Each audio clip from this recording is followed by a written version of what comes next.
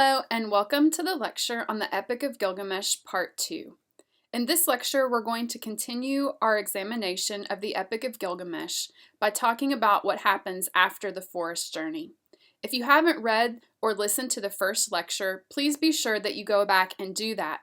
And as a reminder, the actual lecture itself is a reading of the notes that are presented for you in PDF form within the course.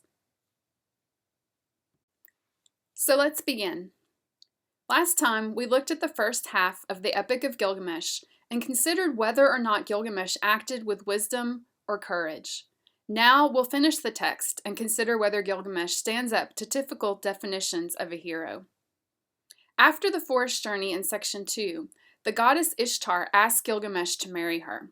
He rejects her, but he also insults her by listing out all her previous lovers and recounting how she treated them. As you can imagine, this infuriates her, and she gets the gods to agree to punish Gilgamesh by attacking Uruk with the bull of heaven. Gilgamesh and Enkidu fight and kill the bull, but many people of the city are also killed, and a 7-year famine results.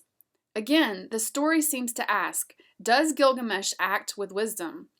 It's one thing to reject the advances of Ishtar, but does he need to insult her too?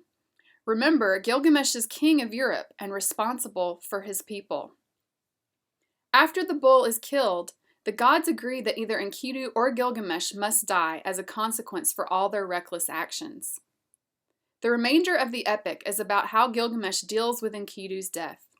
Gilgamesh takes his friend's death very hard, but we should look very carefully at how he acts and what he says about Enkidu's death.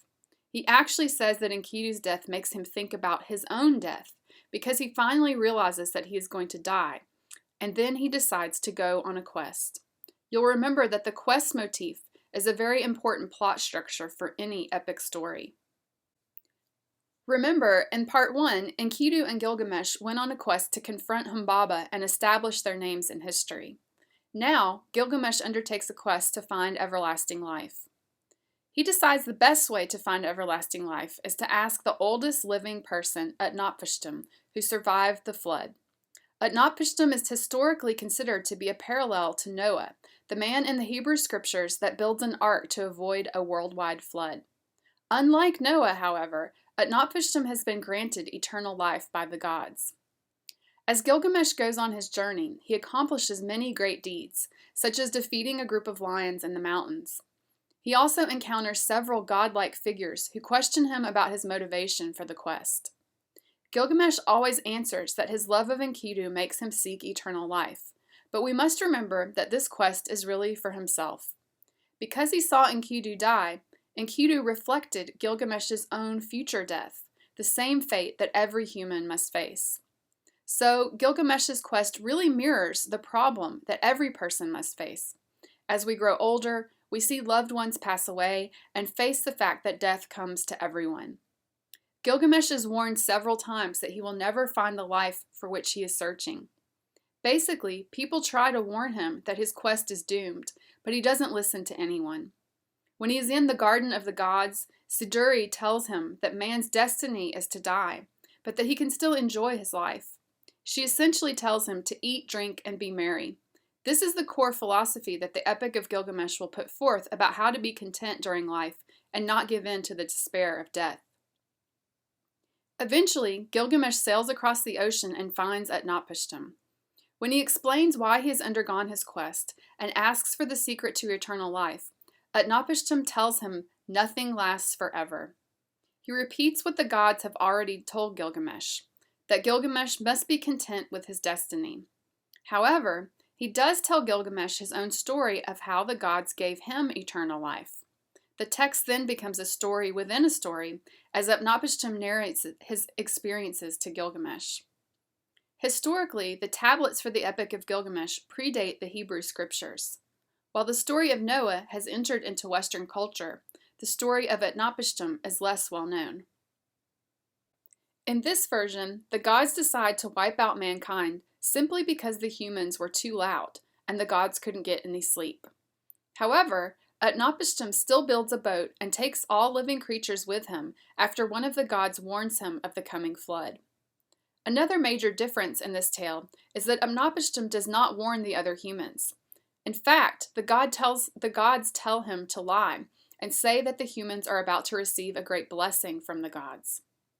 After the flood, the gods feel a lot of regret about their decision to kill the humans. The flood is also shorter, but there are similarities between the way the ark lands on top of a mountain. The final difference is that the gods grant Utnapishtim and his wife eternal life at the end of the story.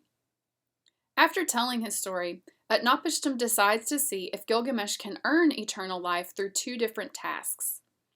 Gilgamesh is going up against his fate and his destiny. Maybe he will escape if he can pass the tasks. The first one is to stay awake for a week straight, but Gilgamesh quickly fails. Then Utnapishtim explains that a special plant grows underwater, and if Gilgamesh can retrieve it, it will restore his lost youth. Gilgamesh does manage to get the plant, but a snake steals it from him, and he never gets to experience the transformation Utnapishtim promised. The snake sheds his skin and regenerates, but Gilgamesh will not get this opportunity. Ultimately, Gilgamesh fails in his quest and the tasks, and he has to return home empty-handed. So, does the hero really fail in this story? Well, yes and no. We have to wonder what it means to tell a story where the hero isn't really successful. In an epic like this, or any heroic story, we usually assume the hero will overcome all odds, be unselfish, and actively fight injustice for the sake of others. We also assume that he will accomplish his goals. But none of this really happens for Gilgamesh. This heroic story is about a hero that is very flawed. At the end of the story, Gilgamesh journeys back to his city, and his last act is to brag about Uruk to the ferryman. The narrator tells us that Gilgamesh brings back the tale of the days before the flood. This is his contribution and why he is remembered. He carries the story to the people. In a strange twist, Gilgamesh's failure is actually his success. People do not remember him because he was perfect. In fact, he wasn't perfect at all, and ultimately he failed and couldn't get eternal life. But he did something equally important. He carried the story of one who had eternal life.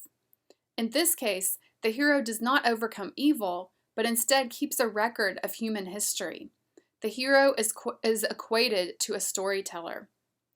Gilgamesh does not live up to our heroic ideals of either the superhero or of perfection. He exhibits a very human side of imperfection, but he still accomplishes important heroic work within his ancient culture. Since we still read and tell this story today, in a way, Gilgamesh does have eternal life. His name and his deeds, however imperfect, have not been forgotten. Thanks.